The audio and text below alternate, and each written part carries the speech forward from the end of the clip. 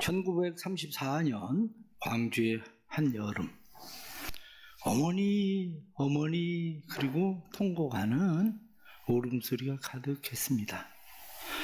그 이유는 광주 사람들이 파란 눈의 한 여인을 어머니라 부르고 살아왔습니다.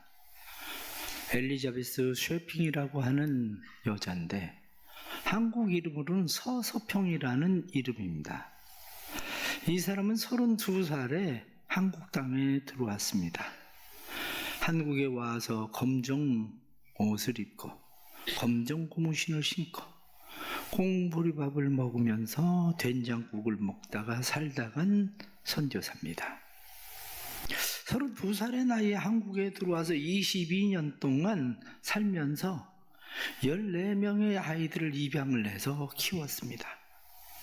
그뿐만 아니라 한센병에 걸려 있는 사람들 뿐만 아니라 여러 모양으로 가난과 그리고 고통을 당하는 사람들을 돌보면서 살다가 갔는데, 그가 한 달에 받는 선교비는 당시 3원이었습니다. 3원의 선교비를 가지고 아이들을 돌보면서 또 간호사로서 환자들을 돌보고 간호학교를 세우는 일에 힘을 쓰고 그러다가 간 선교사이십니다. 그가 죽었을 때에 남아있는 것은 담요 한 장, 그리고 동전 7전, 그리고 옥수수 가루 2홉, 그게 전부였습니다. 사람들이 아니 왜 그렇게 사느냐 그러고 이야기를 하니까 내일 나 먹기 위해서 오늘 굶는 사람들을 어떻게 못 본 척하냐, 옷장에 옷을 넣어두고 밤에 추위에 떨고 있는 사람들을 어떻게 모른 채 할 수 있단 말이냐. 그래서 그가 54살에 죽었을 때에 그는 사인이 뭐냐면 영양실조였어요. 영양실조에 걸려서 죽은 거지. 그의 장례식에 1000여 명의 사람들이 몰려들어서 그의 상여가 나갈 때에 어머니 어머니 그러면서 사람들이 통곡을 하고 울었습니다. 어떻게 이런 가난한 땅에 와서 그때 당시에 우리나라에 들어왔을 때에, 그때는 1912년이었는데 이때 이 나라에 들어와서 어떻게 그가 그렇게 살 수 있었을까? 예수 그리스도의 십자가를 만났기 때문에, 예수 그리스도의 사랑을 만났기 때문에 그가 그렇게 산 겁니다. 그래서 그의 머리맡에 쓰여져 있는 글은 성공이 아니라 섬김입니다. 나는 성공을 위해서 사는 사람이 아니라 나는 섬김을 위해서 사는 사람입니다. 그렇게 살다가 간 거예요. 그의 삶이 편안해서 이제는 주님 앞에 나를 드려야 되겠다고 생각해서 그렇게 산 건 아닙니다.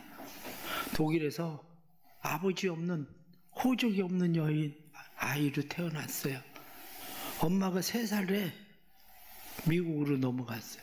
그러면서 그 아이를 외할머니, 외할아버지한테 맡겨버렸어요.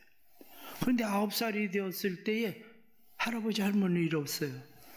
그리고 주소 하나 붙들은 게 있는데 어머니가 미국에 있다는 그 주소 하나 붙들고 미국에 가서 그래도 그가 고등학교를 졸업하고 간호학교를 졸업하고, 그래서 간호학교를 졸업했을 때에 그가 본 게 있는데 그게 뭐냐면 조선에 간호사가 필요하다.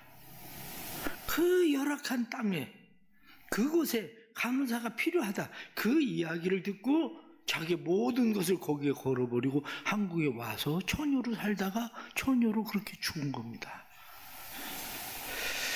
그렇습니다. 세상에 성공을 위해서 사는 사람들은 많습니다. 그러나 섬김을 위해서 사는 사람들은 흔하지 않습니다.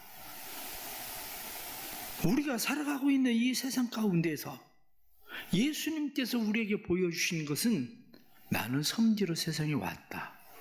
바로 그겁니다. 예수님께서 십자가 못 박혀 죽으시기 위해서 마지막 유월절 만찬을 제자들과 함께 하셨습니다.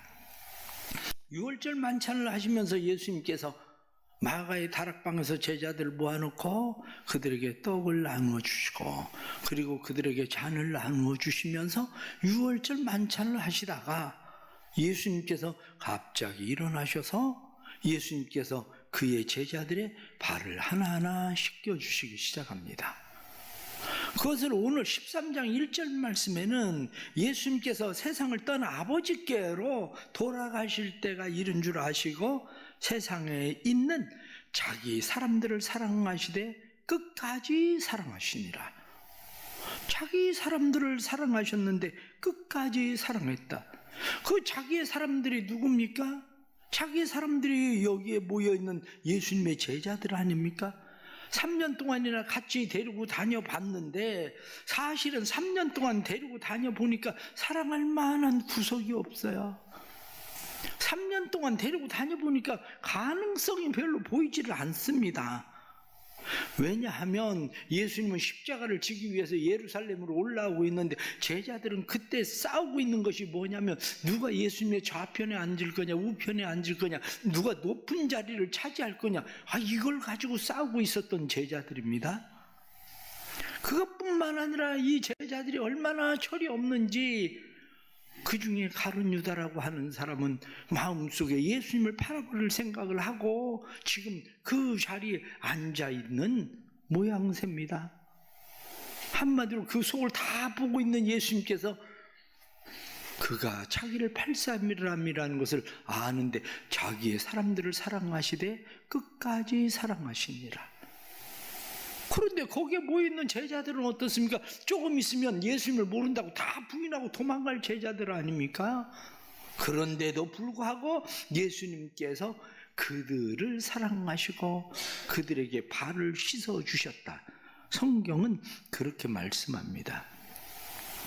예수님께서 자기를 배신하고 팔아버리고 그를 제자들을 사랑한다는 것에 대해서 이야기할 때 예수님의 사랑은 시간적으로 끝까지 내용적으로 끝까지, 질적으로 끝까지, 사랑의 본질적으로 끝까지 사랑하신 것이다. 그렇게 이야기합니다. 세상에서 사랑한다는 것처럼 쉬운 것도 없습니다. 그런데 사랑한다는 것처럼 어려운 일도 없습니다. 저절로 되는 사랑은 얼마나 쉽습니까? 사랑해지니까 사랑하는 거.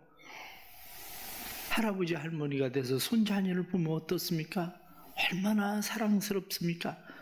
그 사랑이 내리사랑이라고. 그 사랑이 얼마나 사랑스러우면 세상에서 누구보다도 예쁘고 세상에서 누구보다도 예쁜 짓을 하고 있는 그 손자녀를 바라보면서 이구동성으로 사람들이 하는 소리가 그 똥냄새도 구수하다.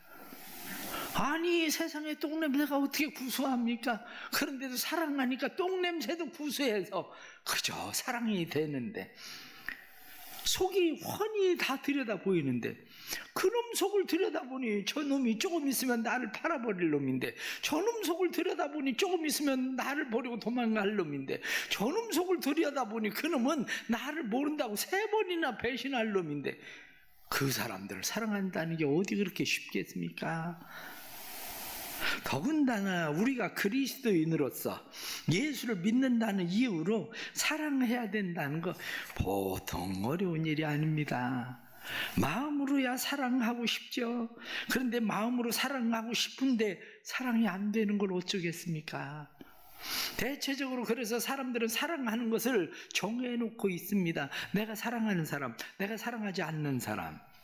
그래서 내가 사랑하지 않는 사람, 미워하는 사람, 사랑하는 사람이 뚜렷하게 구분되기 때문에 우리의 이 구분이 어느 정도로 뚜렷하냐면 내가 싫어하는 사람을 누가 좋아하면 그 사람도 싫어. 아니 그 사람하고 무슨 상관이 있는데? 아니 그 사람이 그 사람을 좋아하거나 말거나 나하고 무슨 상관이 있어? 아무 상관도 없는데 내가 싫어하는 사람을 좋아하면 그 사람도 싫다니까. 심지어는 그 정도가 아니라 내가 싫어하는 사람이 하는 말이 당연히 옳은 말이고 진리임에도 불구하고 받아들이기가 싫어. 왜냐? 우리의 마음은 그 사람에 대해서 이미 삐뚤어져 있기 때문에 그 사람이 말하는 진리도 삐뚤어지게 우리는 받아들이는 마음이 있습니다. 그런데 예수님께서 그의 제자들을 사랑하심으로 묵묵히 발을 씻기시니 제자들의 마음은 얼마나 불편했겠습니까? 더군다나 그때 당시에 발을 씻기는 것은 선생이 제자들의 발을 씻긴다는 건 상상을 못할 일이죠. 종이 주인의 발을 씻기는 것은 당연한 일이지만 주인이 종의 발을 씻긴다는 것은 상상할 수 없는 그러한 일입니다. 예수님께서 제자들의 발을 씻기시는 것은 혁명적인 일이었습니다. 그때 당시에 사람들이 받아들일 수 없을 정도로 혁명적인 그러한 일이었기 때문에 베드로는 주여 그럴 수 없습니다. 우리가 선생님의 발을 씻겨드려야지 어떻게 주님이 우리의 발을 씻겨주십니까? 예수님은 내가 섬김을 받으러 온 것이 아니라 난 섬기러 왔다. 너희가 지금은 잘 이해하지 못하겠지만 조금 지나면 너희가 내가 하는 일을 이해할 수 있을 것이다. 그리고 이야기합니다. 그렇습니다. 세상에서 구조적으로는 이해할 수 없는 그런 일입니다. 구조적으로는 이해할 수 없는 일이 그 가운데 일어나고 있는 상황을 우리가 보게 되는 거죠. 오늘 나타나는 이런 말씀을 보면서 우리는 예수님께서 새로운 질서를 세우기 위해서 세상에 오셨다는 것을 알게 됩니다. 주인이 종을 섬기는 새로운 질서, 힘 있는 자가 힘 없는 자를 섬기는 새로운 질서, 높은 자가 낮은 자를 섬기는 새로운 질서, 세상의 관점에서의 질서가 아니라 하나님의 관점에서의 새로운 질서를 하나님께서 이 땅에 펼치고 싶으셨던 것이죠. 혁명적인 이 새로운 질서를 대하는 주님의 제자들은 그것을 이해할 수 없었지만 주님의 제자들은 나중엔 그것을 이해하고 주님을 따르게 됩니다. 사랑한다는 거 때로는 섬기는 채 신용만 하는 것도 사실은 참 어렵습니다. 왜냐하면 누군가가 섬기는 채 신용하는 것이 보여지기 시작하면 그것도 피곤한 일입니다. 누가 진짜 섬기고 싶은 마음이 없는데 섬기는 채 하는 것을 보면 괴로운 일입니다. 때로는 저 사람이 나를 섬길 사람이 아닌데 섬기는 채 하려고 하는 채가 보이기 시작하면 모욕감이 생깁니다. 그러니 우리가 살아가고 있는 이 세상 속에서 사실은 사랑하는 일도 힘들고 그것을 받아들이는 일도 힘들고, 그래서 그리스도서도문 이야기하기를 예수님께서 제자들의 발을 씻기실 때에 가장 먼저 가룟 유다의 발을 씻기셨을 것이다. 가룟 유다의 발을 씻기고 나면 그 다음 제자들의 발을 씻기는 일은 훨씬 쉬웠을 것이다. 그럴듯합니다. 그래요. 가룟 유다의 발을, 나를 팔아버릴 제자의 발을 씻길 수 있으면 다른 제자들은 그래도 그 정도면 할만하다고 생각할 수 있는 거 아닙니까? 그러나 예수님은 분명하게 이야기합니다. 한 알의 밀알이 땅에 떨어져 썩지 아니하면 한 알 그대로 있지만 그 밀알이 썩어 죽으면 많은 열매를 맺는다. 내가 세상에 온 것은 양들로 생명을 얻게 할 뿐만 아니라 풍성하게 하기 위하여 내가 세상에 왔다. 내가 그들을 풍성하게 하기 위해서 내 목숨으로 그들을 섬긴다. 주님께서 말씀하시는 것은 피상적 섬김이 아니라 무늬만 섬김이 아니라 내 목숨을 주어서 그들을 섬기는 섬김이다. 주님은 그렇게 말씀하시죠. 그렇습니다. 그렇다면 오늘 주시는 말씀 속에서 우리는 몇 가지 다시 생각하는 말씀이 있습니다. 섬김이라는 게 뭐냐? 주님이 섬기기 위해서 세상에 오셨는데 우리 보고 너희에게 본을 보이려고 내가 너희를 섬긴다, 이렇게 주님께서 말씀하시는데, 주님께서 섬김의 본을 두 가지를 보여주시는데 하나는 성찬식이고 하나는 세족식입니다. 요한복음에서는 성찬식의 예의에 대해서 요한복음은 크게 다루지 않습니다. 오히려 요한복음에서는 세족식을 다루죠. 그러나 분명한 것은 이 성찬식과 그리고 세족식, 이것은 모두가 다 하나님의 은혜의 섬김의 본을 우리에게 보여주시는 것입니다. 성만찬을 통해서 하나님께서 그 아들 예수 그리스도를 우리에게 아낌없이, 예수님께서 그의 몸과 피를 아낌없이 우리에게 보여주시는 섬김 뿐만 아니라 세족식을 통해서 어떻게 섬겨야 되는지를 우리에게 보여주시는 섬김, 이 섬김이 우리 안에 있습니다. 왜냐하면 우리는 그분의 성찬 예식에 참여하는 사람, 세족식에 참여하는 사람들이기 때문입니다. 주님의 유월절에 참여하는 사람들이기 때문입니다. 그렇다면 우리가 먼저 해야 되는 것이 뭐냐? 우리가 먼저 해야 되는 것은 받아들이는 겁니다. 섬김은 받아들임에서 시작됩니다. 사람들은 섬김을 생각하면 내 걸 자꾸 주어야 된다고 생각을 하는데, 내 것을 주는 것에서 섬김이 시작되지 않습니다. 내 거를 주는 것에서 섬김이 시작되는 것이 아니라 받아들임에서 섬김이 시작되는 겁니다. 하나님의 사랑을 받아들이는 것, 예수 그리스도의 사랑을 받아들이는 것, 하나님의 은혜를 받아들이는 것, 예수 그리스도의 은혜를 받아들이는 것. 베드로는 무엇라고 이야기합니까? 선생님, 그럴 수 없습니다. 내가 주님을 섬겨야지 어떻게 주님이 저를 섬기신다고 이야기를 하십니까? 우리의 삶의 많은 모습들이 사실은 그런 식입니다. 주님, 제가 섬길게요. 당신은 가만히 있어. 내가 주는 거나 받으면 돼. 당신 왜 나한테 주려고 그래 자꾸? 나한테 줄 거 없어. 그러나 그건 진짜 섬김이 아닙니다. 진짜 섬김은 받아들임에 있는 거예요. 그 사람이 어떤 사람이든지 그 사람을 내가 받아들이는 것, 그 사람의 사랑을 받아들이는 것, 그 사람의 용서를 받아들이는 것, 그것을 받아들이는 것이 중요한데, 많은 사람들이 받아들임을 잘하지 못합니다. 해롤드 블롬필드라고 하는 사람이 있습니다. 이 사람의 아버지가 악성 췌장암에 걸려서 6개월밖에 살지 못하는 그러한 시한부 사형 선고를 받았습니다. 악성 췌장암에 걸리니까 독한 성냄 냄새가 몸에서 나기 시작합니다. 암과 투병하면서 그는 죽음을 기다리고 있습니다. 그래도 다행스러운지 해롤드 블룸필드가 의사입니다. 그래서 자기 아버지를 자기 병원에 모셨어요. 자기 아버지를 병원에 모시기는 했지만 아버지와 어렸을 때부터 사이가 너무 안 좋았습니다. 어렸을 때부터 아버지 생각만 하면 화가 치밀어 올라요.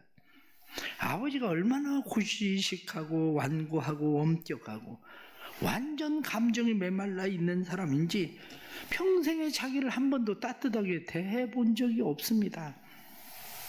아버지하고 치열하게 싸우지만 아버지를 이겨본 적이 한 번도 없습니다. 그러니 그런 지역을 가지고 있는 해롤드는 마음 가운데, 그래, 아버지를 내가 모셔야지, 돌아가실 때까지 그래도 편안하게 보내드려야 되겠다. 그러나 한편 마음엔 정말 보기 싫다. 그 마음이 그의 마음 가운데 있었습니다. 그런데 한편으로 또 생각하면 참 불쌍한 마음이 듭니다. 관계가 그동안 너무 안 좋아서 남남은 고사하고 원수같이 지내면서 살았는데 이제 화해하고 아버지를 좀 더 편안하게 보내드려야 되겠다, 그런 생각을 하고 해롤드가 아버지의 병실에 찾아갑니다. 아버지에게 인사하시며 하면서 아버지 오늘 하루는 어떠셨어요? 그리고 아버지에게 인사를 합니다. 그런데 아버지는 원래 그런 분이라 반응도 없습니다. 뻣뻣하기 얼마나 뻣뻣한지.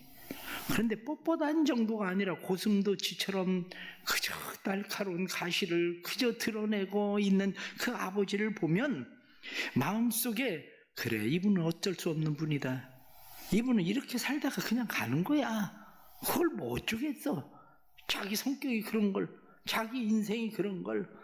그러면서 쌓였던 감정이 오히려 분이 일어나기 시작합니다. 그런데 참으면서 그래도 아버지를 잘 보내드려야 되겠다는 생각을 가지고 아버지에게 가서 이야기합니다. 아버지, 제가 잘못했어요. 아버지, 저를 용서해 주세요. 아버지, 저 좀 안아주세요. 그리고 아버지를 찾아가서 아버지를 끌어안습니다.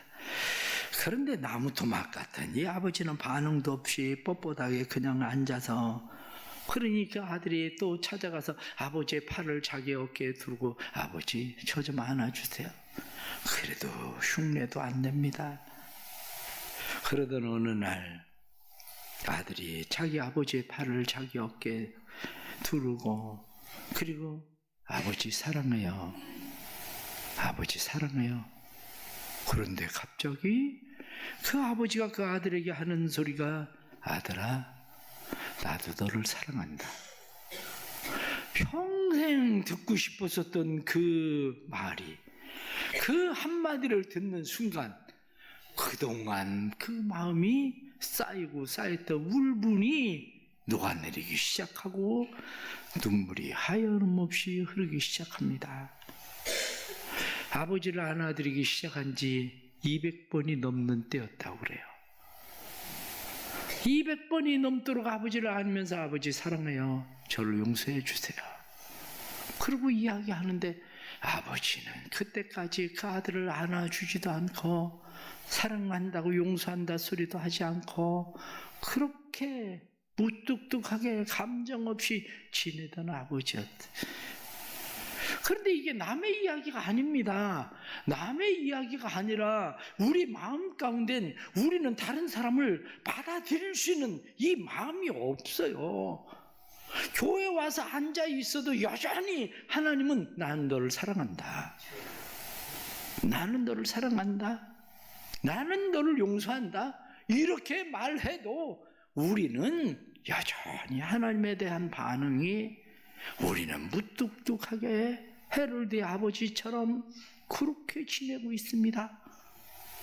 때로는 그것이 가족일 수도 있고 교회 성도들일 수도 있고, 때로는 우리 주변에 있는 사람들에게 우리가 하고 있는 우리의 태도를 가만히 보십시오. 정말 우리는 다른 사람을 받아들일 수 있는 사랑이 우리 안에 있는 건지, 다른 사람을 받아들이는 그게 섬김이라는 사실을 이해하고 있는지, 다른 사람을 받아들이는 것이 얼마나 큰 섬김인지 사람들은 이해하지 못해요. 그래서 때로는 내가 다른 사람을 섬기는 것만이 섬김이라고 생각하고, 그 사람이 나에게 무엇을 하는 거 기분 나빠. 왜 내가 너한테 받아야 되는데 네가 나한테 왜 그렇게 하는데? 왜? 이미 이 사람은 섬김이라는 것을 이해하지 못하고 다른 사람에게 하고 있는 건 섬김이 아니라 진짜 그 속을 알면 빈정이 상한다니까요. 이게 우리가 가지고 있는 섬김의 태도입니다. 그러나 주님이 우리에게 말씀하시는 섬김은 받아들여라. 베드로가 그럴 수 없습니다 이렇게 이야기할 때 예수님이 네가 나를 받아들이지 않으면 너와 나는 아무 상관이 없다 이렇게 말하던 것처럼, 하나님의 사랑을, 예수 그리스도의 십자가의 사랑을 받아들이는 사랑이 우리 안에 없으면 우리는 그분과 아무 상관이 없는 사람입니다. 내가 교회에서 아무리 열심히 봉사하고 섬기고 무엇을 한다고 한들 그것이 무슨 섬김이 되겠습니까? 아무 상관도 없는 일이 될 뿐이지. 우리 사랑하는 성도들 안에 이 섬김이 있기를 주의 이름으로 축복합니다. 받아들임이 섬김입니다. 받아들임. 우리 사랑하는 성도들 안에 이 받아들임의 은혜가 있어지기를 간절히 바랍니다. 받아들이는 것뿐만 아니라 사실은 품을 수 있어야 되는 거예요. 품는 거. 냄새나는 사람 목욕을 시켜주는 건 쉽습니다. 냄새나는 사람 발을 씻길 수는 있습니다. 그런데 냄새나는 사람을 품어보세요. 냄새나는 사람을 품으면 옷에 냄새가 배. 냄새나는 사람을 품을 때 마음 가운데 저 사람 품었다가 혹시 질병이나 다른 것이 나한테 옮겨 붙으면 어떡할까? 이런 생각이 들어가기도 하죠. 그러나 주님께서는 자기의 사람들을 사랑하시되 끝까지 사랑하시니라.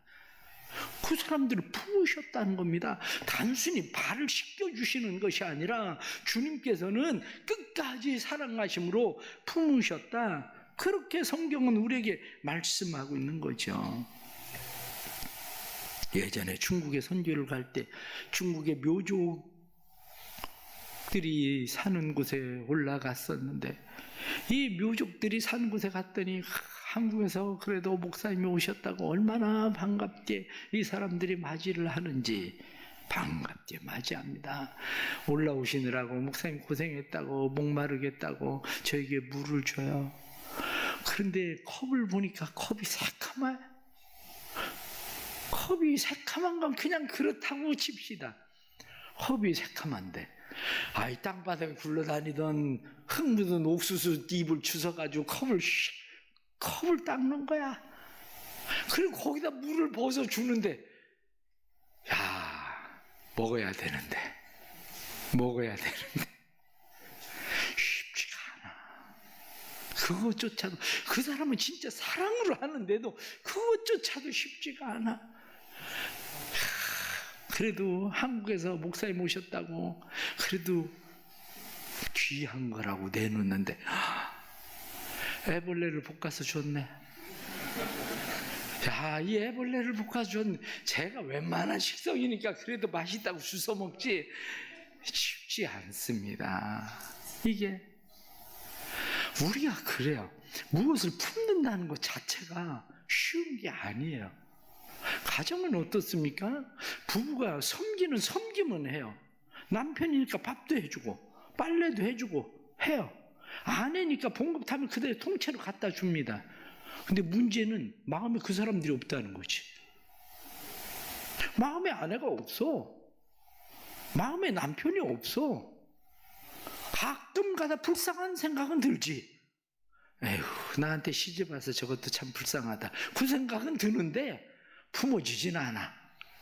아휴, 나가서 가족 위해서 돈 번다고 저러고 있는데 하루에 10,000원씩 돈 타가는 거 보면 불쌍하기도 한데 그때뿐이야. 왜? 우리 안에 이게 품어져야 되는데 품어지질 않거든. 그러나 주님은 우리에게 뭐라고 말씀합니까? 자기의 사람들을 사랑하시되 끝까지 사랑하셨다. 그렇습니다. 주님이 우리에게 요구하시는 사랑은 끝까지 사랑하는 이 사랑을 주님께서 우리에게 요구하고 계신다는 사실을 깨닫는 겁니다. 마지막 하나는 희생의 사랑입니다. 생명을 주는 사랑입니다. 헌신의 사랑입니다. 희생과 헌신의 사랑. 사순절이 되니까 또 제가 우리 성도들에게 이야기하기를, 금식해라. 고난주간이 되면 금식해라. 저 잠비아에 있는 사람들 위해서 우물이라도 하나 파게 금식하면 헌금도 해줘라.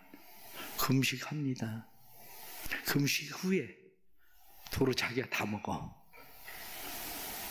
금식하고 헌금 10,000원을 했어. 그 돈 가지고 10,000원을 누구한테 써보기로 했어.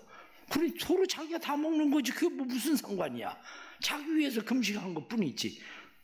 그런데 다른 사람에겐 금식도 하고 뭐 섬기는 것처럼, 나도 그래요. 나도 아니 저녁에 금식해보니까 아이 좋아, 당이 떨어져. 새벽에 기도할 힘이 없어서 그렇지. 그런데 자기가 다 먹어치면 무슨 소용이 있냐고. 그게 그래도 다른 사람들에게 보여지기에 그저 교회를 위해서 금식도 하고 뭐도 하는 것처럼 보여져가지고, 아, 그 사람이 진짜 잘 섬기는 것처럼 생각할지 모르지만 다 자기를 위한 섬김일 뿐이에요. 그게 어떤 사람은 그런 얘기야. 아이 목사님, 그래서 저는 아예 금식도 안 해요. 그러니까 가능성이 없는 인간이 되는 거요. 그게 그나마 그렇게 해서라도 자기를 훈련시키려고 해야지. 그러지 않으면 무슨 가능성이 있겠어, 사람이. 교회에서 여기도 나오지만 28일 날 대전 교도소에 저희가 가서 박모세 그리고 그의 어머니 우리가 초청을 해가지고 우리가 예배를 드리고 그렇게 하지만 그런 일들을 생각하면 그렇습니다. 한편으로 생각하면, 교인들이 생각하면, 아니 목사님, 그 사람들이 별로 가능성이 있습니까? 그런데 왜 그 사람들한테 그렇게 하세요? 맞아요. 그 사람들 이번 한번 부르고 600명 예배 드리고 그 사람들 간식 주고 그러려면 400만 원, 500만 원이 들어갑니다.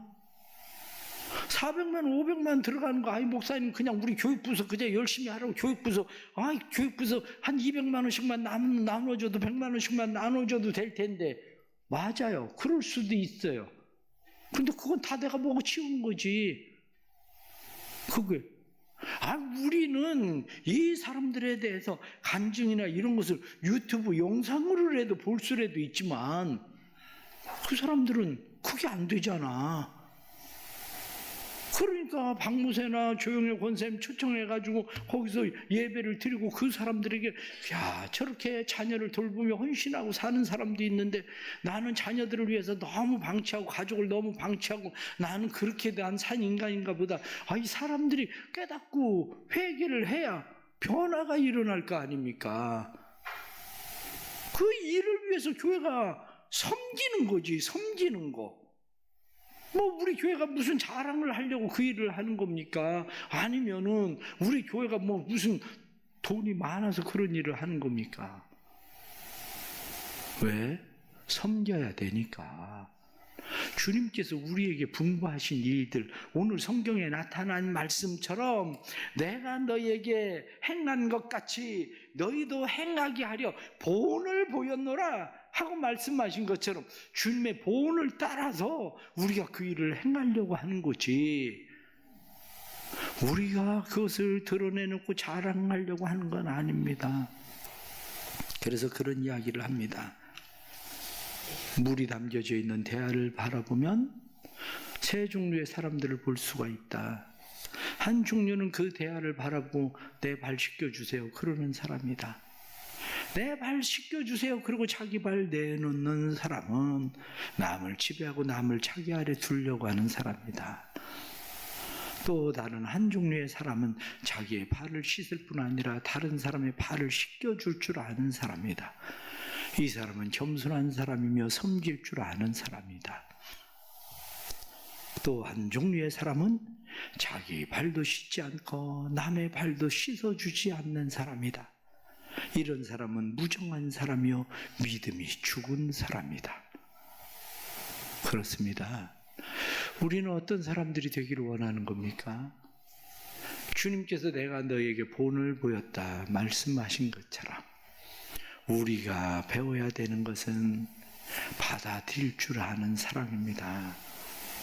다른 사람의 사랑, 용서, 다른 사람의 것을 받아들일 줄 아는 사랑, 받아들이는 것뿐만 아니라 품을 줄 아는 사랑, 그저 발을 씻겨주면 된다가 아니라 진짜 그들을 가슴으로 품는 사랑, 가족들을 가슴으로 품을 수 없지만 그 가족들을 품고, 남편과 아내를 품을 수 없지만 그 남편과 아내를 품고, 때로는 성도들을 품을 수 없지만 그 사람들을 품는 사랑, 그리고 품는 것으로 그치는 게 아니라 그것을 행동으로 옮겨서 그들을 섬김의 사랑.